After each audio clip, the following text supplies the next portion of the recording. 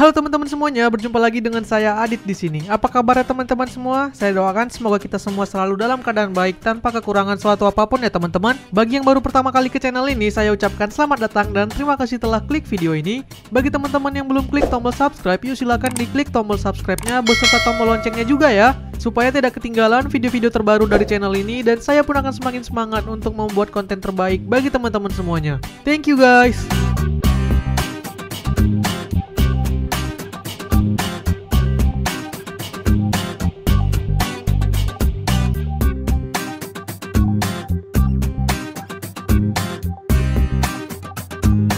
Oke, di video kali ini kita mau bahas salah satu smartphone terbaru dari Realme lagi, dan yang kali ini berasal dari C series. Dia adalah Realme C17. Realme C17 adalah seri C terbaru sekaligus menjadi seri C tertinggi hingga video ini dibuat ya. Jadi kita belum tahu apakah setelah ini akan ada seri C di atasnya lagi atau tidak. Karena menjadi seri tertinggi, tentunya secara harga dia juga jadi yang termahal. Yang menjadi keunggulan dari smartphone ini adalah storage dan layarnya, yang bisa dibilang cukup berbeda dari smartphone harga 2 jutaan lainnya. Lantas apa sajakah kelebihan dan kekurangan dari smartphone yang berharga 2,7 juta rupiah ini? Di video ini akan saya simpulkan kelebihan dan kekurangannya yang dapat teman-teman jadikan pertimbangan sebelum membelinya. So, simak video ini sampai habis ya teman-teman. Kita mulai dari kelebihan-kelebihannya. Kelebihan yang pertama, memiliki memori eksternal ekstra luas. Untuk smartphone 2 jutaan saat ini, mungkin storage atau memori internal terbesar yang bisa kita dapatkan adalah 128GB. Bahkan nggak jarang juga sih masih ada yang pakai 64GB ya. Kalau menurut saya pribadi sih 128GB aja untuk smartphone 2 jutaan itu udah lega banget. Namun bagi kamu yang merasa 128GB masih kurang, Realme C17 ini adalah jawabannya. Ia dilengkapi dengan internal sebesar 256GB loh. Wow, ukuran yang sangat besar ya untuk smartphone 2 jutaan. Kamu bisa nyimpan file bahkan install game dan aplikasi dengan jumlah banyak tanpa takut penuh. 256GB masih kurang juga, tinggal tambahkan aja SD card dengan ukuran maksimal 256GB. Maka total penyimpanan di Realme C17 ini bisa jadi setengah terabyte. Dengan 2 jutaan aja kamu bisa dapat HP yang sekaligus dapat berfungsi sebagai hard disk eksternal ya. Nice. Yang kedua, menggunakan layar 90Hz. Selain di memori penyimpanan, terobosan lain di smartphone 2 jutaan yang dibawa oleh Realme melalui C17 ini adalah layarnya yang sudah memiliki refresh rate 90Hz. Buat yang ingin merasakan kecepatan layar 90Hz, nggak perlu lagi nih rogoh kocek dalam-dalam. Dengan budget di bawah 3 juta pun kita udah bisa mendapatkannya sekarang. C17 ini juga menjadi seri C pertama yang pakai layar dengan refresh rate 90Hz. Tentu layar 90Hz menawarkan kemampuan dan user experience yang berbeda dengan layar 60Hz biasa. Dengan refresh rate 90Hz, pergerakan gambar pada layar jadi lebih smooth dan cepat. Respon terhadap sentuhan juga pastinya terasa lebih responsif. Layarnya ini juga udah diproteksi dengan Corning Gorilla Glass 3 ya, plus ditambahkan anti gores yang sudah nempel dari pabrik.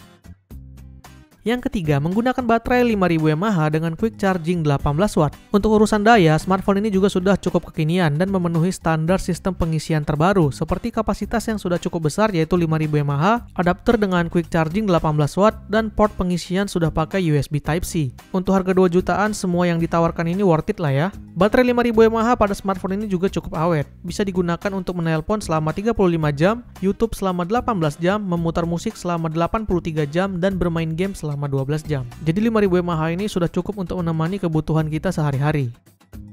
Yang keempat, dilengkapi dengan quad kamera belakang. Smartphone ini punya kamera dengan lensa yang termasuk lengkap untuk kelas 2 jutaan. Quad kamera belakangnya terdiri dari lensa utama 13MP dengan f2.2, lensa kedua 8MP dengan f2.2 ultra wide, lensa ketiga 2MP makro, dan lensa terakhir 2MP black and white. Dengan lensa-lensa tersebut, menu kameranya juga tergolong cukup lengkap dan sudah dilengkapi dengan AI. Ada mode malam, ada mode potret, ada mode ultra makro, selang waktu, mode pakar, Google Lens, dan panorama. Namun sayang belum ada mode slow motion sih. Untuk masuk ke mode ultra wide tinggal geser zoom levelingnya ke kiri ya. Untuk mode malamnya tersedia 3 filter menarik yang sedang ramai saat ini, yaitu ada filter emas, cyberpunk, dan flamingo. Untuk kamera depannya standar lah ya. Ada satu lensa dengan resolusi 8MP dengan f2.0.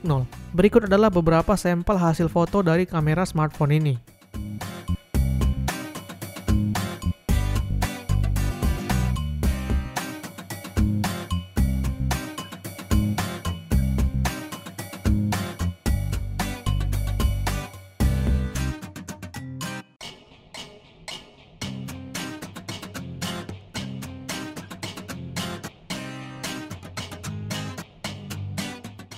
Yang kelima, dilengkapi RAM sebesar 6GB. Untuk urusan kapasitas memori, memang smartphone ini bisa diandalkan di kelasnya. Selain memori internalnya yang tadi ekstra besar, RAM yang diberikan juga cukup luas, yaitu sebesar 6GB berjenis LPDDR4 1,8 GHz. Ukuran yang masih cukup besar untuk smartphone 2 jutaan saat ini. Dengan RAM 6GB tersebut tentunya untuk multitasking cukup bisa diandalkan. Membuka beberapa aplikasi sekaligus juga dapat dilakukan dengan baik di smartphone ini. Buat kamu yang memburu kapasitas RAM dan memori internal gede, smartphone ini bisa memberikannya sekaligus. Yang keenam, menggunakan chipset Snapdragon 460. Chipset yang digunakan pada seri C17 ini bukan dari MediaTek, seperti seri-seri C di bawahnya ya. Ia menggunakan chipset 400 series terbaru dari Qualcomm, yaitu Snapdragon 460 yang diluncurkan di awal tahun 2020 ini. Walau bukan menjadi smartphone pertama yang menggunakannya di Indonesia, tapi smartphone ini bisa menjadi salah satu pilihan buat kamu yang ingin mencicipi kinerja dari prosesor baru Snapdragon tersebut. Mungkin kalau kita ngelihat seri chipsetnya, kita bakal nganggap dia nggak akan jauh beda dengan Snapdragon seri 400 lainnya, yang dikenal sebagai prosesor low-end dengan performa yang pas-pasan. Tapi tunggu dulu, Qualcomm sih bilang kemampuan dari chipset 400 series terbarunya ini 70% lebih baik performanya dari seri sebelumnya, yaitu Snapdragon 450. Saat di benchmark dengan Antutu, skor yang didapat sebesar 148.968, dengan skor CPU-nya 57 ribuan dan skor GPU-nya 22 ribuan. Jika kita lihat dari skor ini, harusnya sih memang performanya masih cukup kencang ya. Saat dipakai untuk pemakaian casual harian seperti buka-buka sosmed, scrolling-scrolling, dan browsing memang terasa sangat lancar. Untuk bermain game juga ternyata cukup bisa diandalkan loh. Untuk game sekelas PUBG Mobile bisa mendapatkan setting di Smooth High. Dengan setting ini game juga sudah berjalan dengan cukup lancar ya.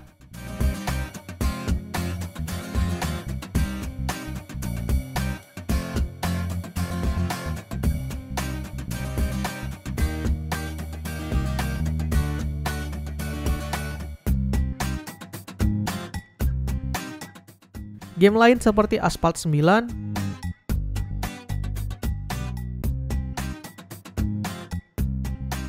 PES 2020,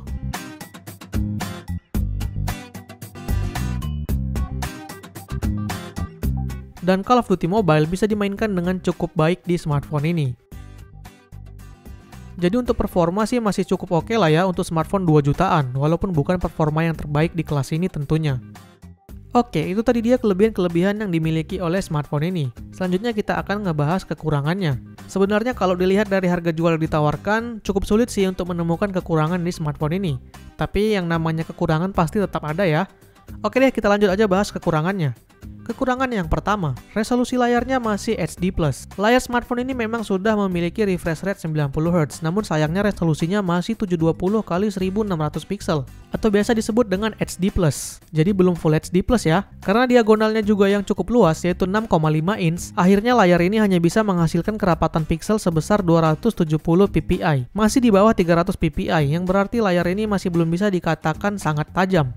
Karena resolusinya ini pula, untuk streaming video di YouTube misalnya, kita hanya bisa memutar dengan resolusi video maksimal di 720p aja. Begitu juga kalau kita pakai streaming film seperti di Netflix ataupun layanan streaming lainnya, yang biasanya punya sistem proteksi terhadap konten-kontennya.